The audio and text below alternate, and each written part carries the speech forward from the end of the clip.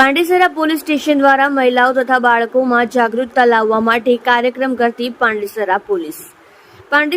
Station વિસ્તારમાં ઔદ્યોગિક એકમો આવેલ હોય, જેથી ભારતભરમાંથી અલગ અલગ રાજ્યોમાંથી શ્રમજીવી પરિવાર પાંડેસરા વિસ્તારમાં પોતાના પરિવાર સાથે મજૂરી કામ ધંધા અર્થે રહેતા હોય, તેમજ શ્રમજીવી પરિવાર પોતાનું જીવન નિર્વાહ માટે તેઓના માતા પિતા પોતાના સંતાનો ઘરે મૂકી મજૂરી કામ અર્થે જતા હોવાથી તેઓના બાળકો સાથે કોઈ ગુનાહિત કૃત્ય ન કરે તે માટે તેઓની માતા જાગૃત બને અને તેઓના બાળકો અભ્યાસ પ્રત્યે જાગૃત બને તેવા ઉદ્દેશ્ય સાથે mayor police commissioner Shri Anupamsinh Gehlot સાહેબ સુરત શહેર તથા સંયુક્ત police commissioner Shri KN Damor સાહેબ સેક્ટર 2 સુરત શહેર નાઓની સૂચના આધારે નાયબ પોલીસ કમિશનર શ્રી વિજયસિંહ ગુર્જર સાહેબ ઝોન 4 સુરત શહેર તથા ઇન્ચાર્જ મદદનીશ police commissioner Shri VR Malhotra સાહેબ H ડિવિઝન સુરત શહેર નાઓએ ઉપરોક્ત સૂચના સંબંધે મુહિમ સ્વરૂપે કાર્યક્રમો કરવા માર્ગદર્શન આપેલ હોય, જે માર્ગદર્શન હેઠળ આજ રોજ તારીખ 24/5/2024 ના રોજ નાયબ પોલીસ કમિશનર વિજયસિંહ ગુર્જર સાહેબ શ્રી ઝોન 4 સુરત શહેર નાઓની અધ્યક્ષતામાં પાંડેસરા પોલીસ સ્ટેશનના પોલીસ ઇન્સ્પેક્ટર NK કામળિયા સાહેબ શ્રી નાઓએ પાંડેસરા પોલીસ સ્ટેશન વિસ્તારના વડોદ વિસ્તારમાં કોમ્યુનિટી હોલ ખાતે મહિલાઓ તથા બાળકોમાં જાગૃતતા લાવવા માટે અવેરનેસ કાર્યક્રમનું આયોજન કરેલ, જે કાર્યક્રમમાં આવેલ આશરે 300 જેટલી મહિલાઓને પોતે મજૂરી કામ પર જતી વખતે પોતાના બાળકોને ઘરે એકલા મૂકીને જતા હોય, જેથી બાળકોને અજાણી વ્યક્તિ સાથે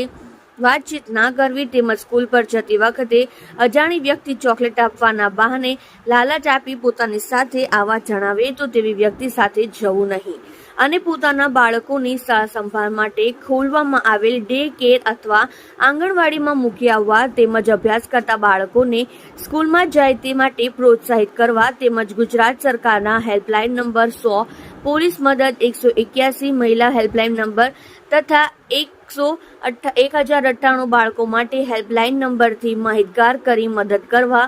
માર્ગદર્શન આપવામાં આવ્યું. સાથોસાથ આશરે 200 જેટલા બાળકોને તેઓના શરીરે અજાણી વ્યક્તિ દ્વારા ટચ કરવામાં આવે ત્યારે તે ગુડ ટચ કે બેડ ટચ છે, જે બાબતે વિગતે જણાવી સમજાવી આશરે 300 મહિલાઓ તથા 200 बाળકોને जागृत કરવામાં આવ્યા. सर, कार्यक्रम रखा गया अवेयरनेस का किस तरह से और पढ़ाई को लेकर भी चर्चा हुई, किस तरह की? वडोद आवास जो है पांडेसरा पुलिस स्टेशन का,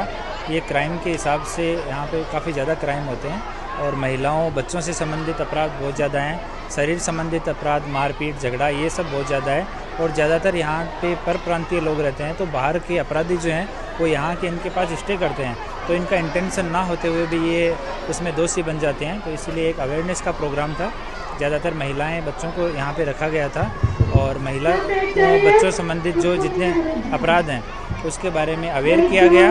एक यहाँ बहुत सारे बच्चे हैं जिनके पेरेंट्स जो हैं वो दोनों काम करते हैं, तो बच्चे दिन में अकेले रहते हैं, तो कई बार बच्चों संबंधित जो अपराध हैं इनके वो चपेट में आ जाते हैं, तो इसके लिए अवेयरनेस के लिए कहा गया है. और जितने बच्चे स्कूल से बाहर हैं उनका अभी हम C टीम के द्वारा उनको वेरीफाई करवाएंगे और बाद में